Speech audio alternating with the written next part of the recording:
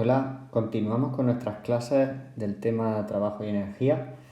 La clase de hoy se corresponde con el 13 de octubre de 2020.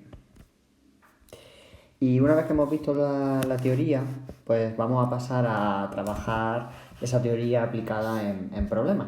Lo que no quiere decir que en los problemas no puedan surgir otros elementos teóricos que a mí personalmente pues me gusta tratar, dependiendo del nivel, aplicada directamente en problemas.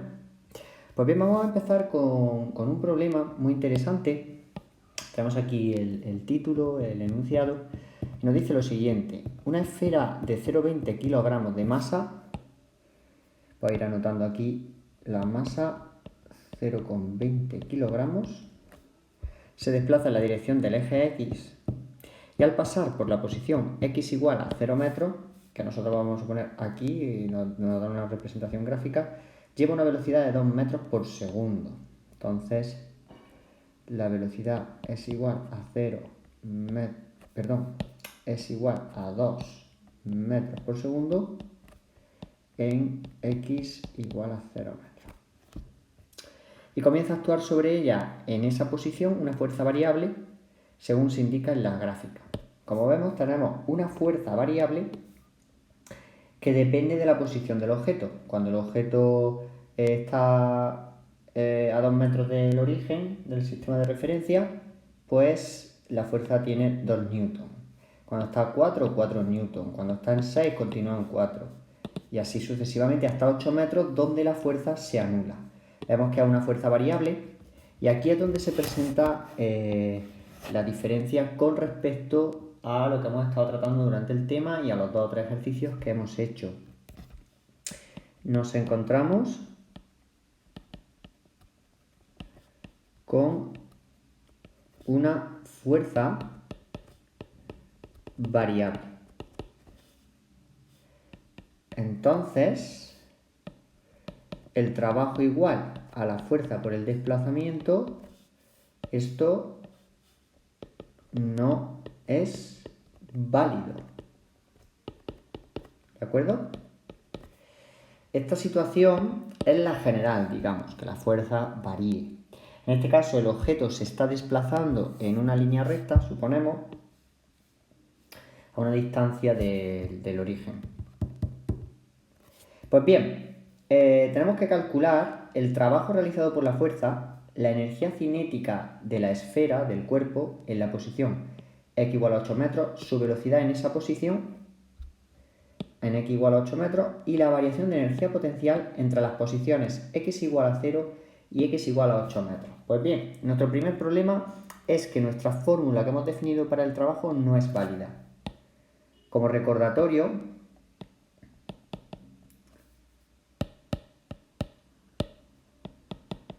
en teoría, vimos que en general el trabajo para ir entre dos puntos A y B era igual a una cosa que llamábamos integral de la fuerza por el diferencial del desplazamiento, por el diferencial de R, entre esos dos puntos. Esto no sabemos hacerlo, pero cuando la fuerza sea variable y nos ofrezcan una gráfica de la fuerza en función de la posición, sí podemos calcular el trabajo realizado por fuerzas variables.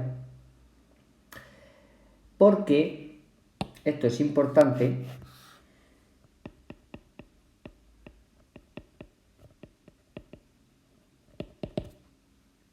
esta expresión, es decir, el trabajo entre A y B, que es igual a la integral de F por diferencial de R, tiene una interpretación geométrica.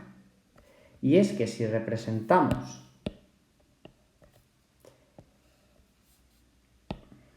la posición frente a la fuerza, ¿de acuerdo?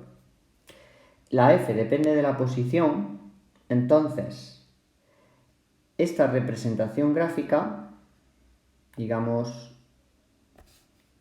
aquí está el punto A y aquí está el punto B, el cálculo de esta integral es lo mismo, es equivalente a calcular el área que hay bajo la curva. Esto es el trabajo para ir entre A y B. Debido a esa fuerza F, por lo tanto, la integral del trabajo es igual al área bajo la curva en una gráfica fuerza frente a posición. De tal forma que si nosotros sabemos calcular este área, sabemos calcular este trabajo, ¿vale? En este caso, como tenemos una fuerza que es lineal, que varía con la posición linealmente, tenemos que tenemos líneas rectas, entonces el cálculo de esta área va a ser muy cómodo, ¿vale? Podemos resolver el apartado A aprovechando esto. La integral del trabajo es igual al área bajo la curva, ¿de acuerdo? Pues bien, aquí tenemos, por ejemplo, una nueva aportación a la teoría resuelta en un mismo problema. Y así esta información pues ya la tenemos, la coleccionamos para un futuro. Vamos a hacer una cosa.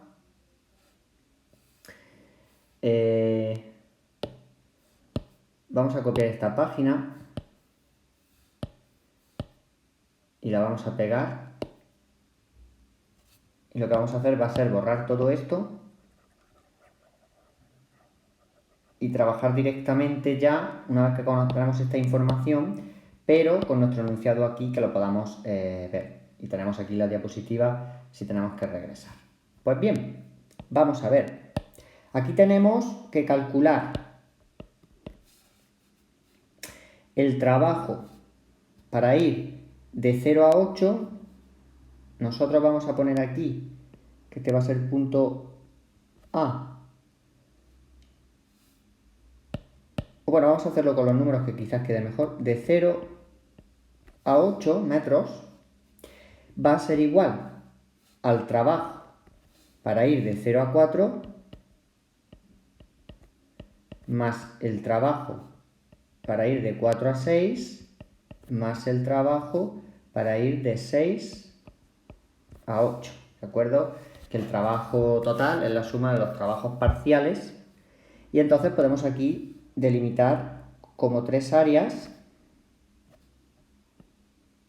diferentes que calcular. Aquí vamos a tener el trabajo entre 0 y 4 en esta área, aquí el trabajo entre 4 y 6 y aquí el trabajo entre 6 y 8, ¿vale? Pues venga, vamos a calcular cada área. El trabajo entre 0 y 4. Este área va a ser, como es un triángulo, es la base por la altura partido por 2.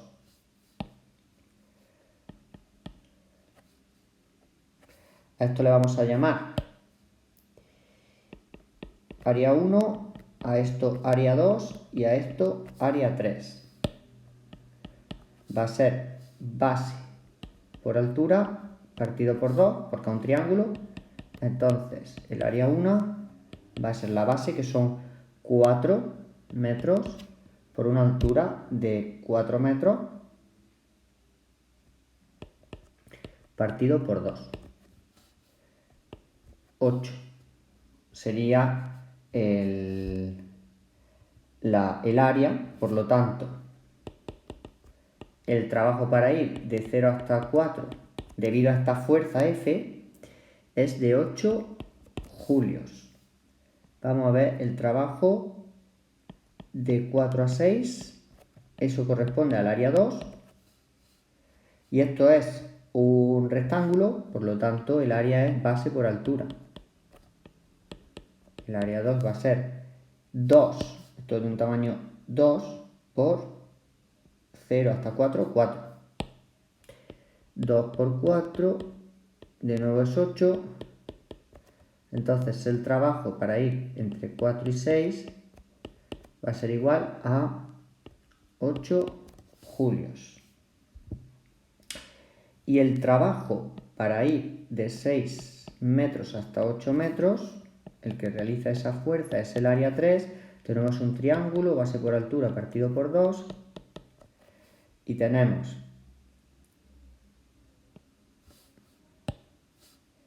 2 metros en la base, 4 metros de altura.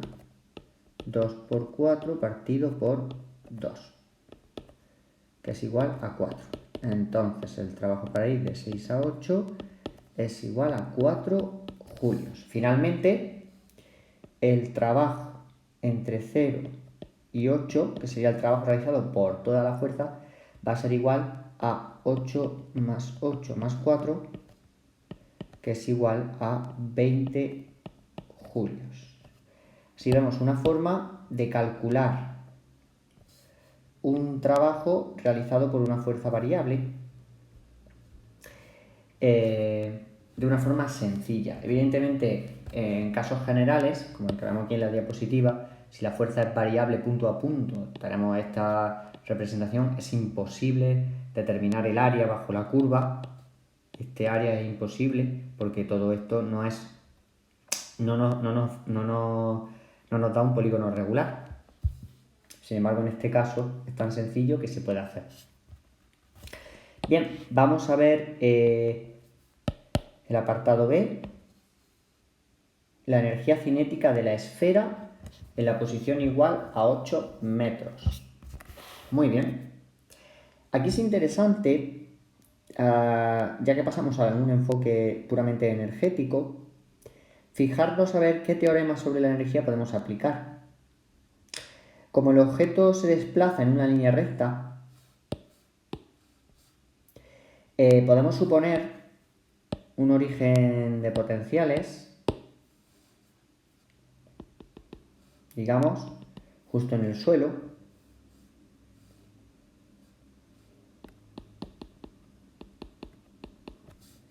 Y entonces la variación de energía potencial no va a variar, porque el objeto no se está moviendo, suponemos que se mueve en la línea recta, en la misma superficie equipotencial. Pues bien, entonces, como suponemos también que no hay fuerzas no conservativas,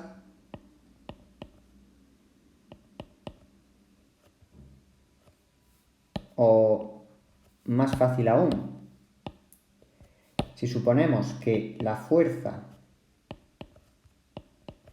es la única que actúa, pues el peso, vemos que estamos siempre a la misma altura, por lo tanto el peso no influye.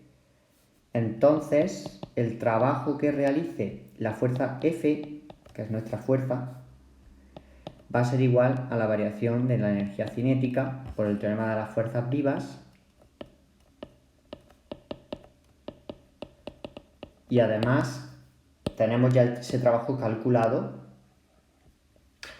en el apartado anterior. De modo que el trabajo de la fuerza F es el trabajo para llevar ese objeto, esa bola, de 0 hasta 8, que va a ser igual a esa variación de energía cinética. ¿Entre dónde? Entre los puntos inicial y final, entre 0 y 8. Entonces, la energía cinética en 8 menos la energía cinética en 0 metros. Y así podemos calcular la energía cinética en 8, que es lo que nos están pidiendo. El trabajo en 0,8 son 20 julios. La energía cinética a 8 metros del origen no la conozco, pero la energía cinética en 0 sí, porque sé la masa del objeto, que son 0,20 kilogramos, y la velocidad. Por lo tanto, 1/2 de la masa por la velocidad en 0 al cuadrado. 20 va a ser igual a la energía cinética en 8 menos 1/2 por 0,2 por 2 al cuadrado. Finalmente, la energía cinética en 8 va a ser igual a 20 más todo esto. Con la calculadora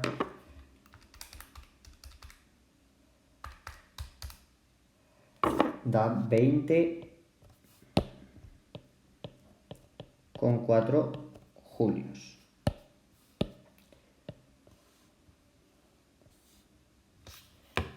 Nos preguntan la velocidad en esa posición. La velocidad en esa posición va a ser muy fácil de calcular en el apartado C. ¿Por qué? Porque la energía cinética es un medio de la masa por la velocidad en 8 al cuadrado, por la velocidad en la posición 8 es la raíz cuadrada más menos, que no se nos olvide, de 2 por la energía cinética en 8 partido por m. Y esa velocidad nos vamos a quedar con la positiva, 2 por 20,4 dividido entre 0,2 y su raíz cuadrada es 14,28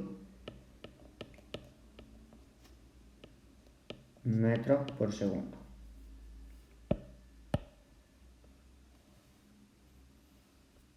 ¿De acuerdo? Y por último, nos piden la variación de energía potencial entre las posiciones x igual a 0 metros y x igual a 8 metros. No hay mucho que calcular, porque como hemos ajustado que la bola se mueve en la dirección del eje X, está siempre a la misma altura. Es decir, la distancia con respecto al origen de potencial, de energía potencial, es siempre la misma. Luego su energía potencial en un punto cualquiera del eje X va a ser siempre la misma, en este caso 0. De modo que la variación de energía potencial entre las posiciones x igual a 0 y x igual a 8 va a ser 0. Lo podemos poner aquí en pequeño porque es evidente. La variación de energía potencial va a ser 0 julios. Además, podemos comentar lo siguiente. Imaginaos que yo hubiese situado el origen de potenciales, hubiese alargado aquí mi gráfica y hubiese dicho, bueno, voy a alargar aquí mi gráfica y voy a colocar mi origen de potenciales aquí, en esta, aquí, ¿vale? Y la distancia entre entre el eje X y mi origen de potenciales, pues fuera, por ejemplo, 3 metros. ¿De acuerdo? Entonces, la energía potencial del objeto de la bola en la posición 0 llevaría una distancia con respecto al origen de potenciales de 3 metros. Pero es que en la posición 8 tendríamos la situación igual. La distancia desde la posición 8 al origen de potenciales serían 3 metros. Por lo tanto, la variación de energía potencial entre esos dos puntos, entre 0 y 8, seguiría siendo nula. ¿Vale? Por lo tanto, vemos que colocar el origen de potenciales, siempre que se coloque de manera razonable, vamos a tener una variación de energía potencial nula en todos los casos. Siempre que nuestro origen de potenciales sea paralelo al eje X. Si por ejemplo el objeto se hubiese estado moviendo en el eje Y,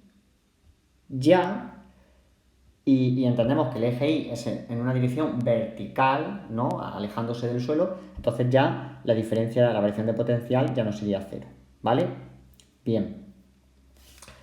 Pues bien, este problema creo que es un problema muy sencillo, pero que encierra mucha información y que nos permite, pues, ahondar más en la teoría y comentar el tema del cálculo de integrales, el cálculo del trabajo de forma general, ¿vale?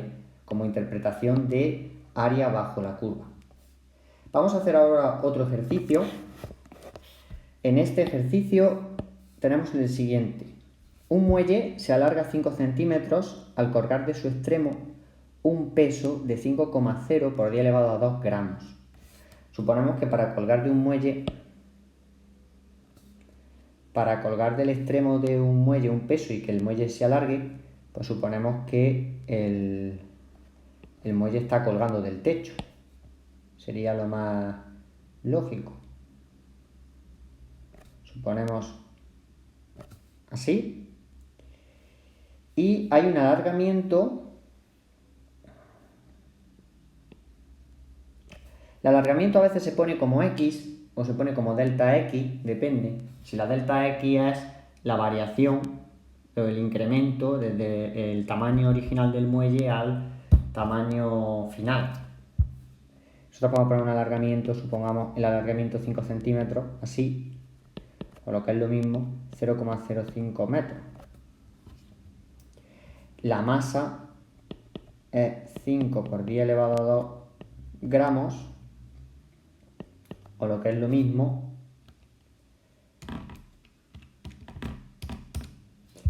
a 0,5 kilogramos, ¿no? O 5 por 10 elevado a menos 1 kilogramo. Y ahora nos preguntan la constante recuperadora del muelle y la energía potencial elástica almacenada en esa posición. Bien, aquí como tenemos un muelle, pues recordamos que la ley de Hooke, que es la que describe la elasticidad lineal, o en el caso concreto en los muelles, pues es una fuerza conservativa y por tanto tiene una energía potencial asociada. ¿Cuál es la energía potencial asociada? Pues la energía potencial elástica, que era 1/2 de K por el alargamiento al cuadrado. Asimismo, la ley de Hooke, que es K por X, ¿vale? Para que se produzca este alargamiento, la masa está ejerciendo una fuerza sobre el muelle y esa fuerza no es otra que el peso. Luego voy a colocar mi sistema de referencia.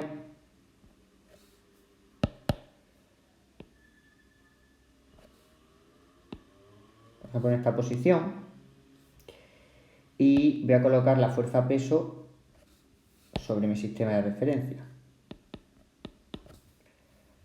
Por lo tanto, en esta ocasión, la ley de Hooke se aplica a la fuerza peso, de tal forma que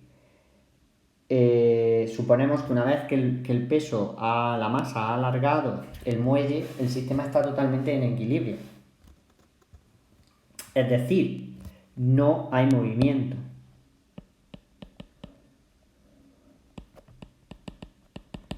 Sistema en equilibrio, entonces no existe, digamos, movimiento. Un sistema dinámico, cuando se habla que está en equilibrio, que todas las fuerzas, la sumatoria de todas las fuerzas es 0, ¿vale?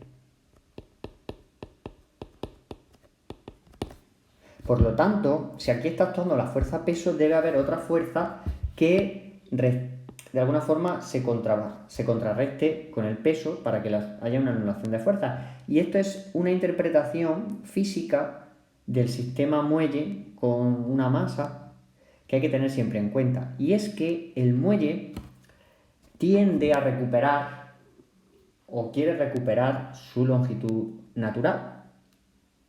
Entonces hay una fuerza que se llama fuerza restauradora, que es la que define la ley de Hooke y que se opone a la fuerza que alarga el muelle. Esta F es la fuerza restauradora. Por ello, el muelle, cuando tú cuelgas la masa, al principio está oscilando porque no está en equilibrio, pero en el momento en el que se posa, se para, finalmente tenemos una situación de equilibrio, ¿vale?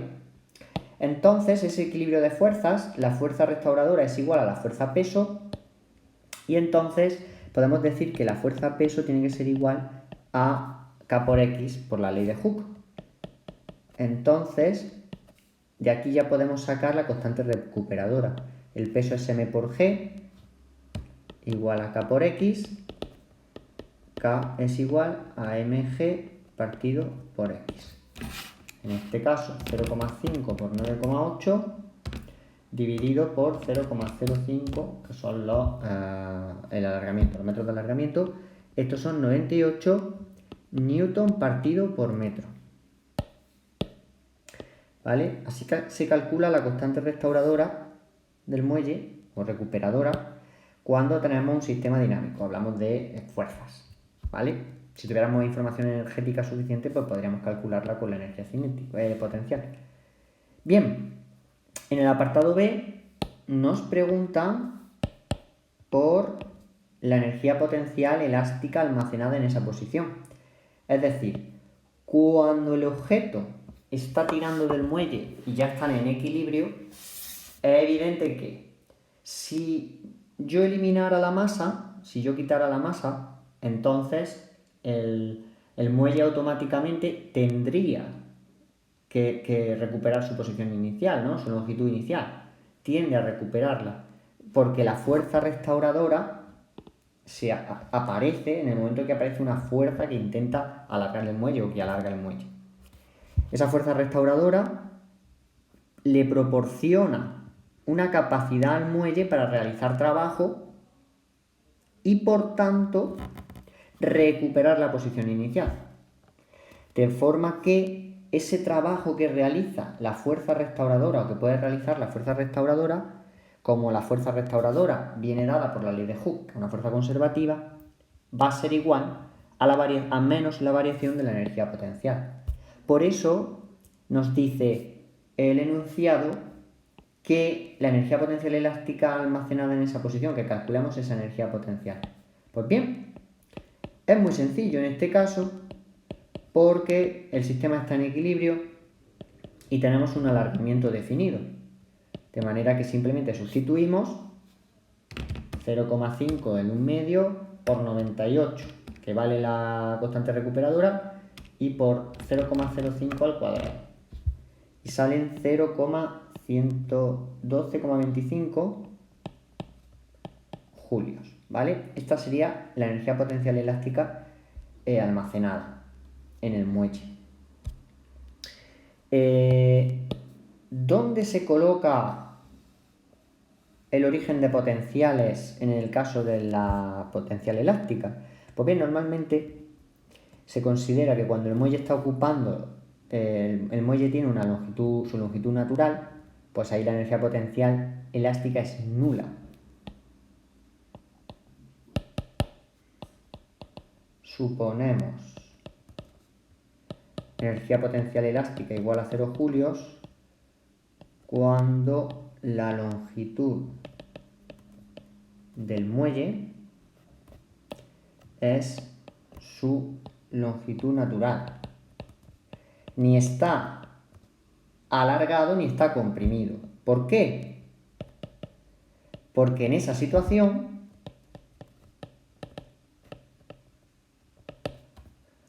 no hay fuerza restauradora que pueda realizar trabajo.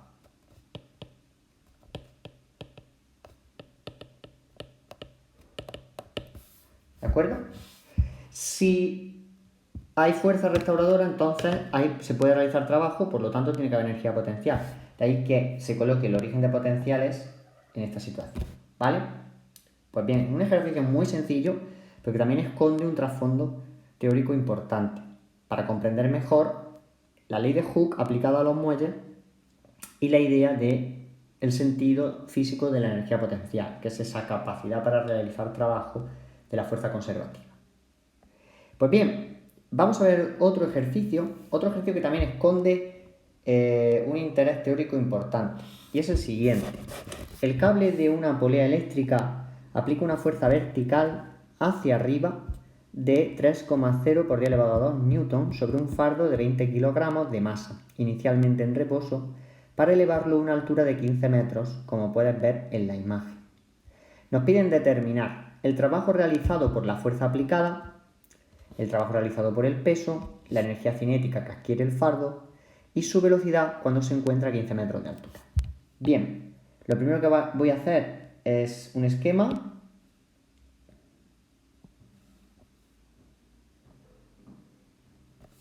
Ahí está nuestro suelo y nuestro fardo y voy a colocar nuestro sistema de referencia.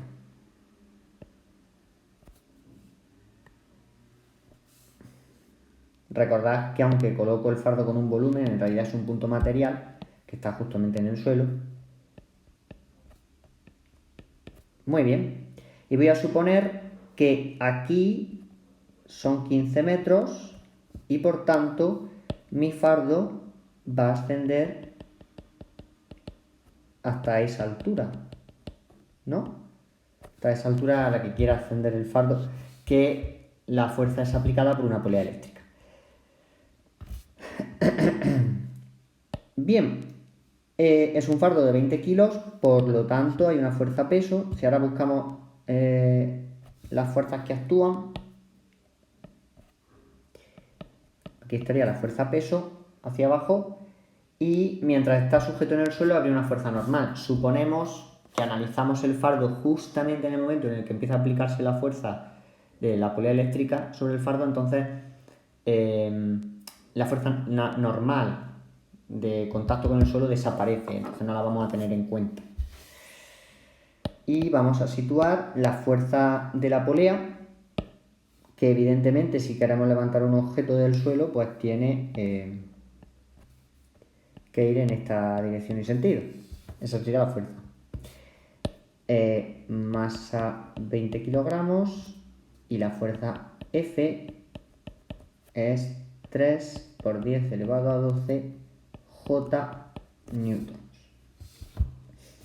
El peso, en cambio, es menos mgj newtons. Vemos aquí en la representación vectorial cómo queda claro que los sentidos son opuestos.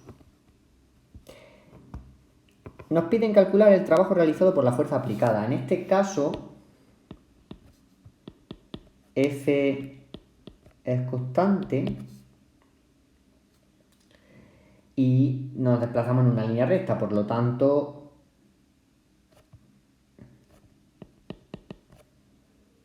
el trabajo lo podemos calcular como fuerza por delta R, ¿vale?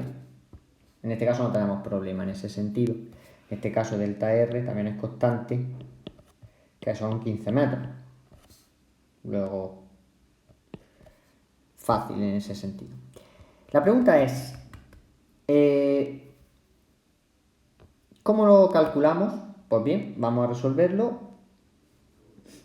Vemos que el desplazamiento, que no lo he dibujado, pero el desplazamiento está claro, que va desde el origen hasta aquí.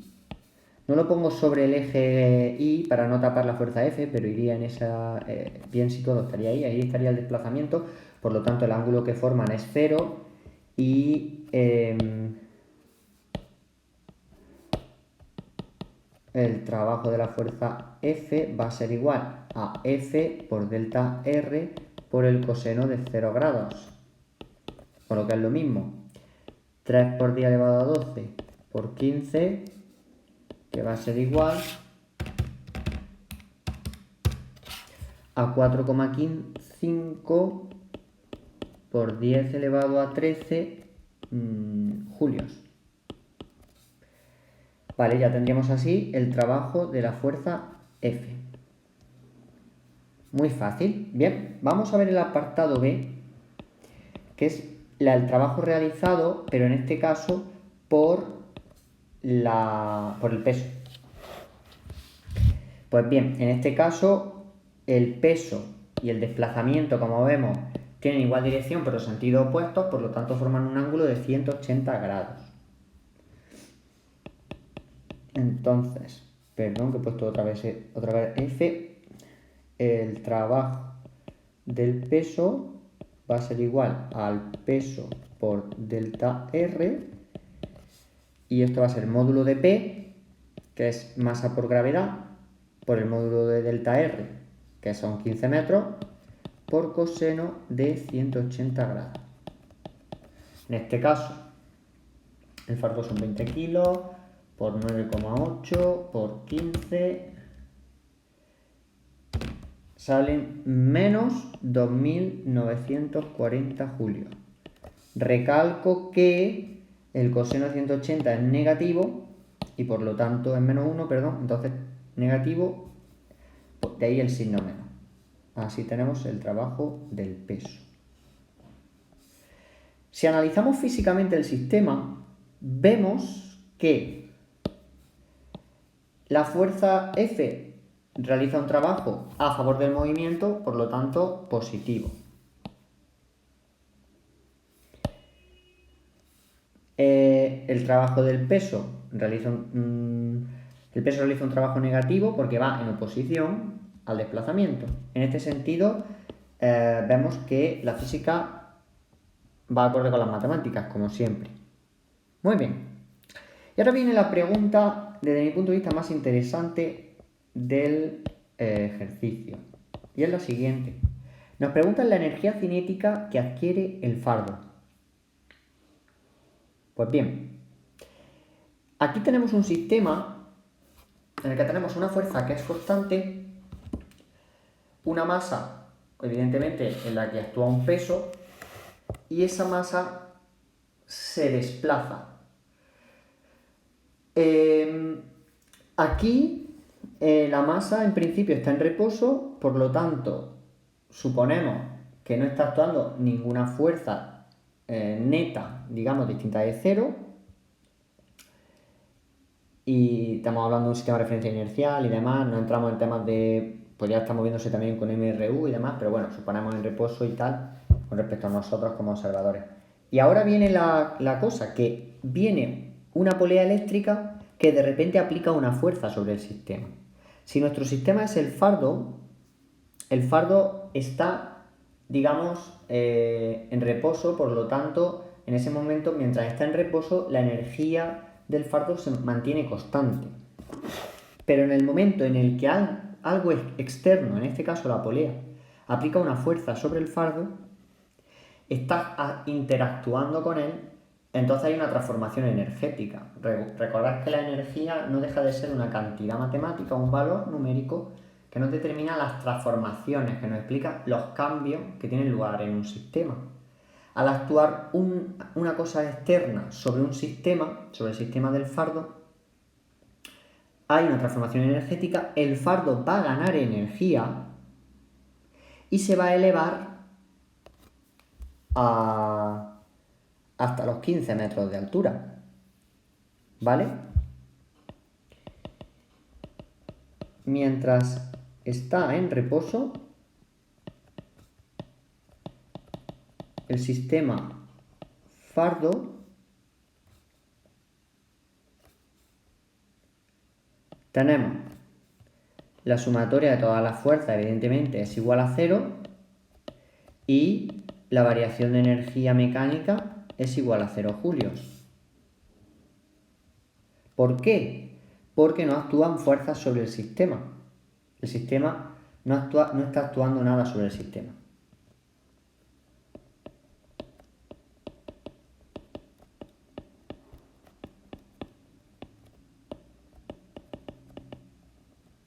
Sin embargo, cuando la fuerza externa actúa sobre el fardo,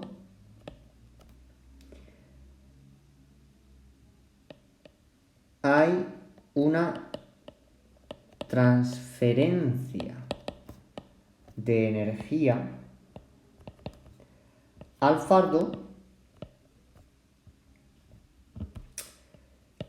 que le permite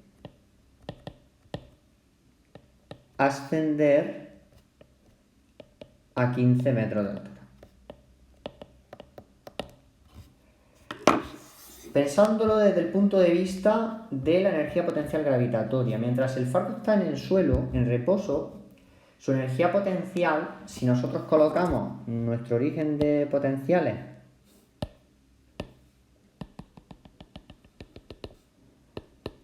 aquí, mientras está en reposo, el fardo no cambia su energía potencial.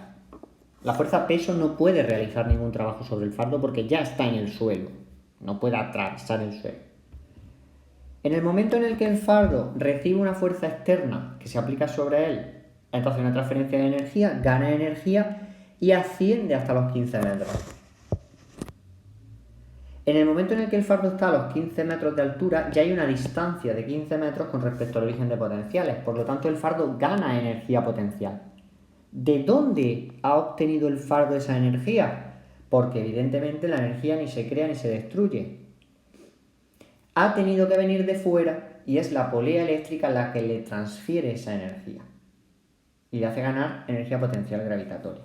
¿De acuerdo? Pues bien, con esta explicación, para entender de dónde viene esa energía, cómo puede ser que el fardo adquiera energía cinética, pues es porque hay una fuerza externa que aplica sobre él. Pues venga, vamos a intentar calcular esa transferencia de energía. Y lo podemos hacer con el teorema de las fuerzas vivas, de nuevo, porque sabemos que el trabajo realizado por todas las fuerzas que actúan sobre un sistema es igual a la variación de la energía cinética. Trabajo total es igual a la variación de energía cinética, que en el fondo es lo que me interesa a mí, que es lo que yo quiero obtener. Entonces, en este caso, ¿cuántas fuerzas actúan? El peso y la fuerza F. Por lo tanto, el trabajo del peso más el trabajo de la fuerza F va a ser igual a la variación de la energía cinética. Teorema de las fuerzas vivas. Vamos a aplicarlo.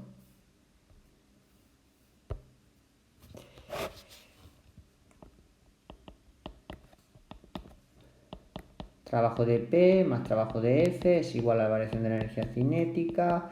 Entonces el trabajo de P, que es menos 2940, más el trabajo de F, que es 4,5 por 10 elevado a 13, tiene que ser igual a la variación de energía cinética, que es la energía cinética final menos la energía cinética inicial. Suponemos que la energía cinética inicial es aquí y la final es en 15 metros. ¿Qué ventaja tenemos? Que al principio el fardo está en reposo. Por lo tanto, V igual a 0. Entonces, la energía cinética inicial no tiene sentido, vale 0. Y finalmente, la energía cinética final va a ser igual a menos 2940 más 4,5 exponente de 13. Y sale, un momento,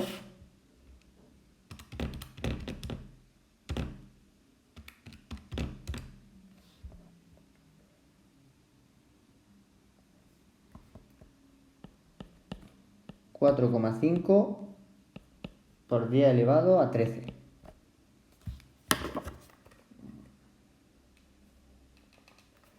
Básicamente la fuerza, el trabajo realizado por la fuerza F es muy fuerte comparado con el trabajo del peso, por lo tanto la diferencia prácticamente no se nota.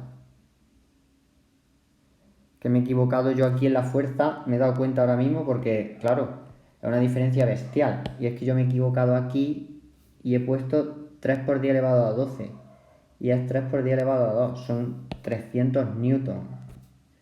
¿Vale? Entonces aquí me he confundido, voy a cambiarlo corriendo. Claro, sale una fuerza tremenda. Son 4500 newton.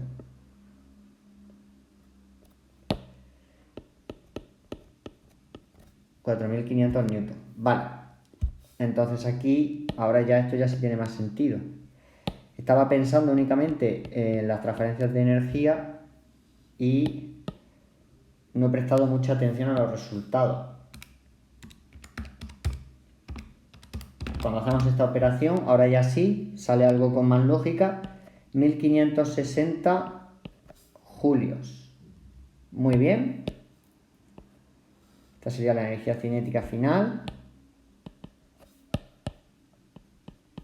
A 15 metros de altura.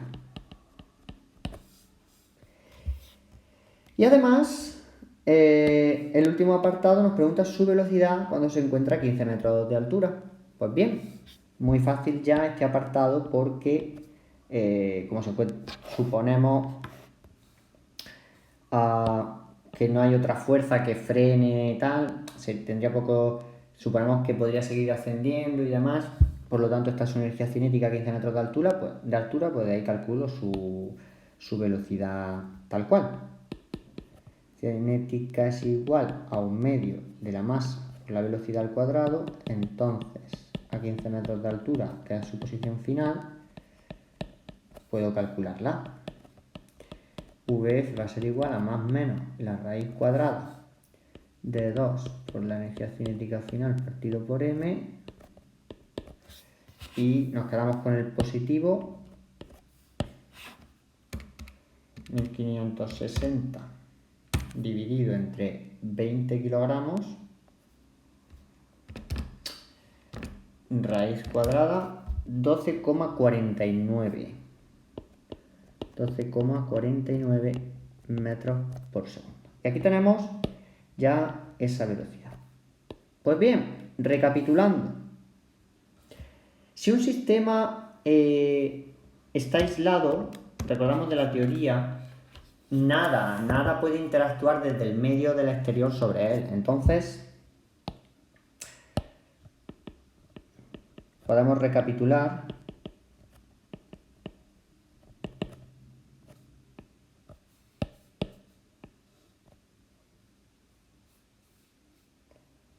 y decir lo siguiente.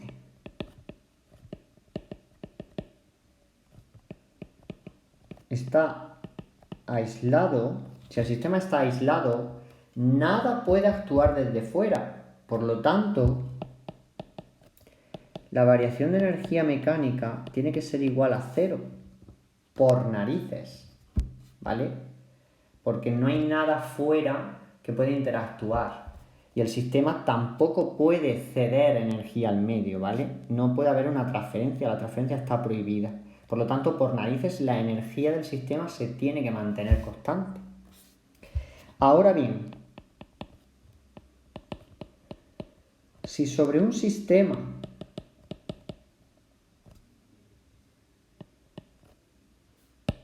actúan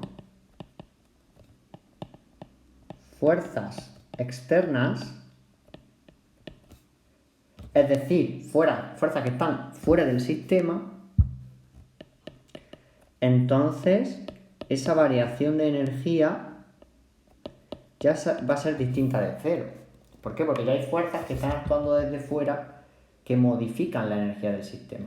La pregunta es, ¿qué son fuerzas externas? Pues, definido un sistema, toda fuerza que está fuera, que se aplica desde fuera. También,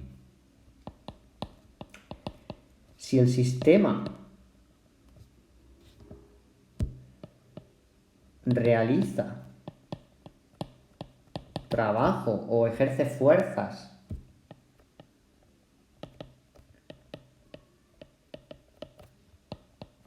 sobre el medio, sobre los alrededores,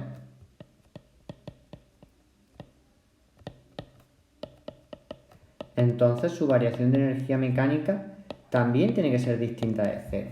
Digamos que el sistema va a realizar trabajo, por lo tanto, va a haber una variación de energía que explique ese trabajo que realiza o esas fuerzas aplicadas sobre el medio, ¿vale? Entonces hay que tener cuidado. Entender que fuerza externa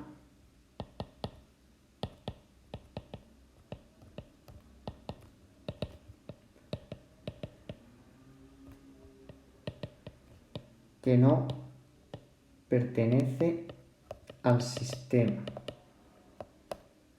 Y también se puede hablar de fuerzas internas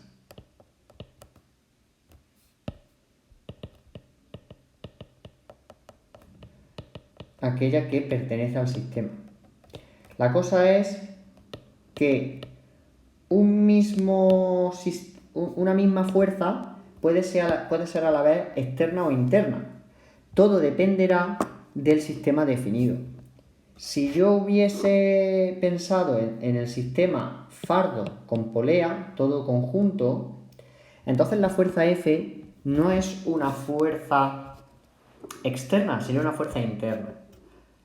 Lo que pasa es que como estoy considerando el sistema polea más fardo, la polea ya lleva una energía que se le llama en general, cuando no sabemos aplicar la energía que posee un cuerpo por sí mismo, se le suele llamar energía interna, que es ese motor que puede levantar fardos o puede levantar objetos de masa. Entonces ya el sistema polea tiene una energía interna que la utiliza para aplicar una fuerza F sobre el fardo. Entonces, ¿el sistema pierde energía? No hay una pérdida de energía, porque la energía que estaba de manera interna en la polea, en el motor de la polea eléctrica, se transforma en energía cinética para levantar el fardo. La variación de energía total del sistema es nula. No hay variación de energía, porque como el sistema es fardo con polea, pues una energía se transforma en otra, pero si yo sumo toda la energía, al final la energía que tengo al principio y la que tengo al final es la misma, es constante. Sin embargo, si yo considero mi sistema únicamente al fardo, pues es lo que hemos visto. Hay una fuerza externa que es la polea eléctrica que realiza un trabajo, que ejerce una fuerza sobre ese sistema y por lo tanto va a variar la energía del fardo. Fijaos que en estos dos ejemplos la fuerza F en un caso ha sido externa, que es como lo hemos interpretado en el problema, y podría ser que fuese interna si hubiésemos considerado el sistema fardo más polea. ¿Por qué no podemos resolver el problema así, en principio? Lo más común es pensar en el fardo como único sistema y lo demás alrededores o medios. Pero bueno, podríamos haberlo hecho y haber dicho que la polea tiene una energía interna que con capacidad para realizar un trabajo igual a esa fuerza F durante 15 metros, en una distancia de 15 metros, por ejemplo. Sería totalmente válido y los resultados serían iguales, ¿vale? La única cosa es que creo que como interpretación es más compleja, involucra más variables, la energía interna de la polea y tal, por lo tanto, a mí personalmente no me parece útil en este ejercicio. Pero para que veáis los dos ejemplos. Y por tanto, una fuerza puede ser en un caso externo o en otro caso interna, en el mismo ejercicio. Es importante tener en cuenta este hecho, ¿vale? Luego también podríamos introducir las variables fuerzas conservativas, no conservativas. Eso dependerá, cada fuerza, ya recordar lo que significa y aplicarlo. Pero en general, esto es válido siempre y es bueno tenerlo en cuenta. Bueno, hasta aquí la clase de hoy. Continuaremos haciendo ejercicios en las próximas lecciones.